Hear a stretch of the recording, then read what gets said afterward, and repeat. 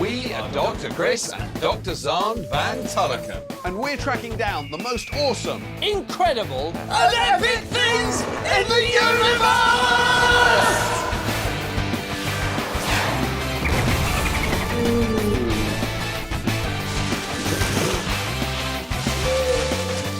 Come with us and discover unbelievable things that will blow your mind!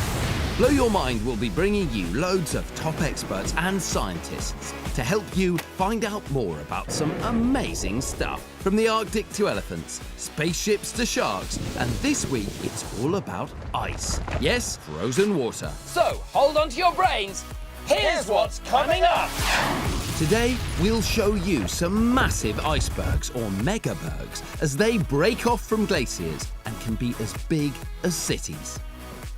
We'll find out how fast a glacier moves, and we'll see a megaberg being born. Zahn, how much do you know about icebergs? I mean, have you got any idea where they come from, for example? right, I can do this. You know, in our freezer at home, it gets clogged with ice sometimes. So I think it's that, and then the bits break off and float away in the ocean. Right, so you don't know anything about icebergs then? Well, to be honest, I don't know exactly how they're made, but I do know that they're big, they float, and they melt. Well, you're right that they float, and you're right that they're big, but have you any idea how big? No. Well, I've been on an iceberg in Greenland. This iceberg was really, really, really big. 4,000 million tons of ice. Where do icebergs come from? How are they actually formed? I mean, how does that amount of ice actually come about? It doesn't just plop out of a fridge and grow and grow. So to try and find out, I joined a whole lot of scientists to discover the answer. And Zahn, I think you need to watch this.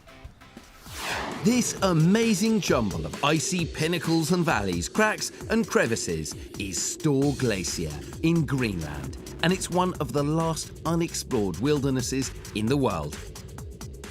It's where some of the most gigantic, awesome, spectacular things anywhere on the planet start their lives.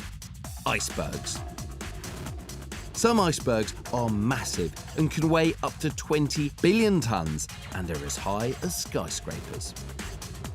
I joined a team of scientists, experts and explorers from all over the world on an adventure to Greenland to find out more about these frozen marvels. Here are the intrepid team members you'll meet today. Dr. Helen Chersky, physicist and oceanographer. She wanted to uncover and understand what's happening deep within the Greenland ice sheet and the icebergs. Chris Packham, naturalist and wildlife expert, obsessed by the natural world since he was a young boy. He was keen to explore the animals and ecosystems around these icy wildernesses. Doug Allen, polar cameraman and diver. He would be filming in some of the most dangerous and difficult environments to capture all of the amazing images on camera. Dr. Alan Hubbard, glaciologist. Alan is an expert in all things icy, and he'd be leading the research and experiments taking place on the glacier. The whole team were risking their lives in one of the most changeable and violent environments in the world. So they needed a reliable and brave doctor to join them and keep them safe. I'm sure you can guess who they asked. Amazing doctor extraordinaire, I was essential to the team, as I was there to keep everyone well, which, in those extremely severe conditions, was much harder than it looks.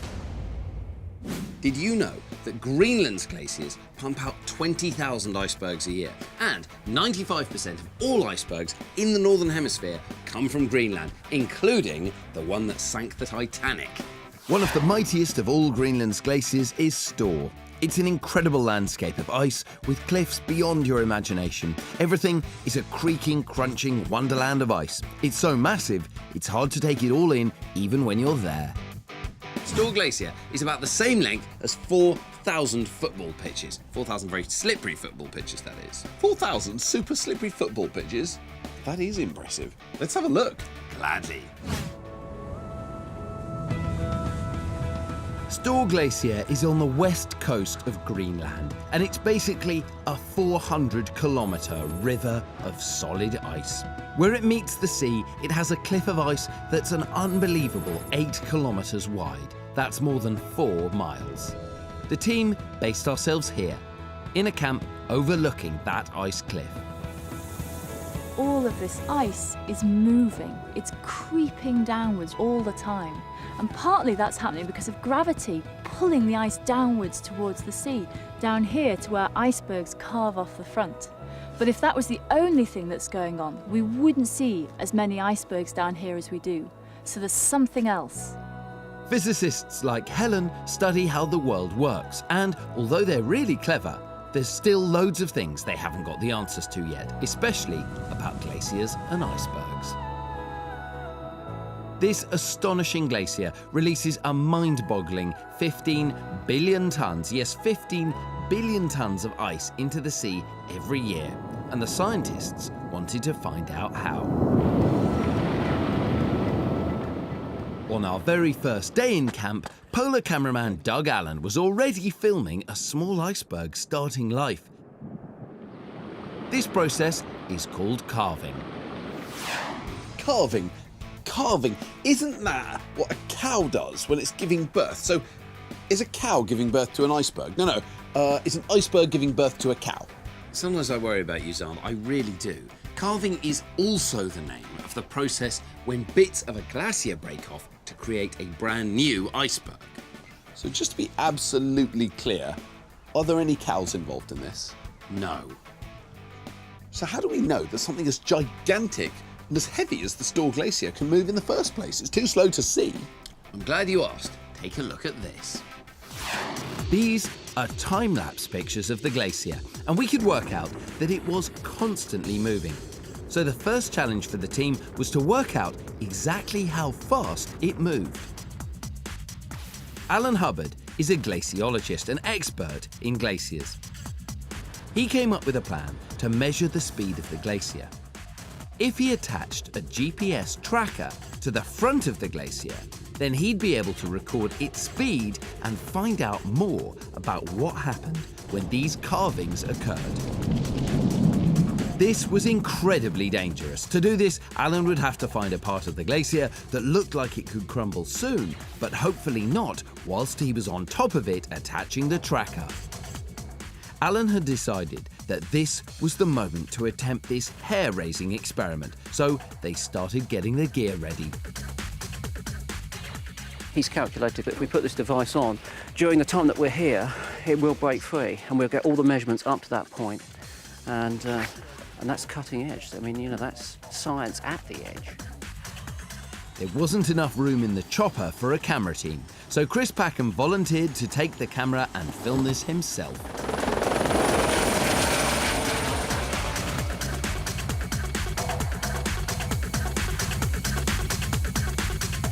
The ice here is extremely unstable, breaking off all the time.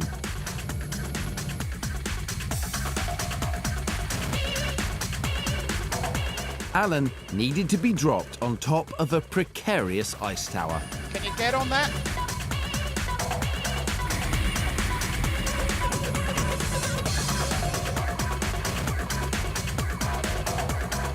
He landed safely on top of the tower, 2-3 minutes, okay?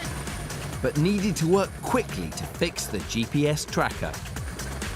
This tower could have broken off into the sea at any minute, taking Alan with it. Oh my goodness me.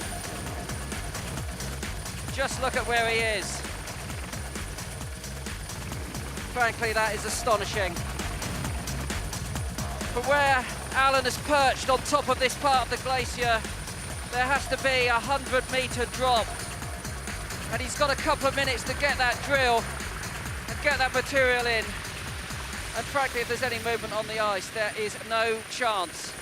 Oh my goodness, I can't even look! Is he back in the chopper yet? No, not yet, but don't worry. He'll probably be fine. Wait a minute, you were there! What do you mean, probably? You know what happened, just tell me! Can we please just get back to see if he survives this? I can't bear the tension! If you can't bear the tension, imagine what it was like for us at the time. All we could do was watch and hope it would be okay. It's just a pillar with this enormous crack down one side of it. If I was going to bet on the next, And the next pillar thing of to ice, go, it'd be that one. This was completely terrifying. The pillar Alan was on was likely to topple soon, but he didn't know if it would be today. Oh, that is astonishing. Okay, he's ready to go.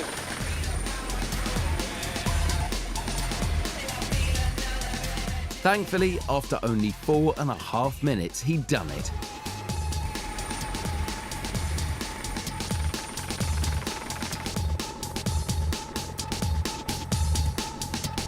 The GPS tracker that Alan planted was now able to tell the team the exact speed the front of the glacier moved.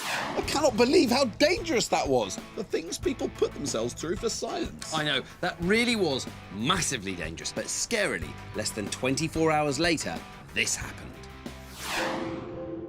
At 4 o'clock in the morning, when sensible people were fast asleep and only unmanned cameras were watching, a gigantic piece of the glacier started to break away.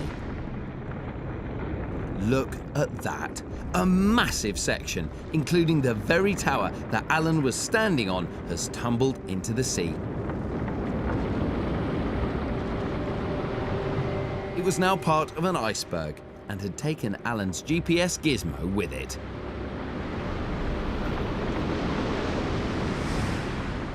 That looked incredible. I'd love to see it again.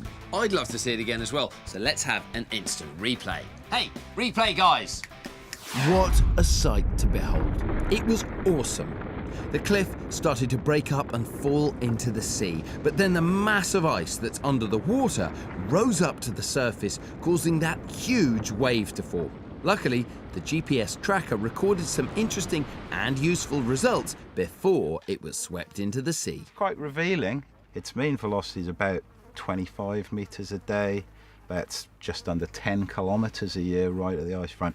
And you can see it's varied from something down at 10 metres a day, and just before it toppled in, you can see it's moving at over 50 metres a day. So it's a lovely idea, because we've been looking at this thing, and in my head I'd sort of been imagining that it was almost steady movement, and it isn't. What you're saying is that it speeds up and slows down, it speeds up and slows down as the days go on. So the results showed that Store Glacier moved an average of around 25 metres a day. That's the same length as 2 buses, and made Store one of the fastest moving glaciers in the world.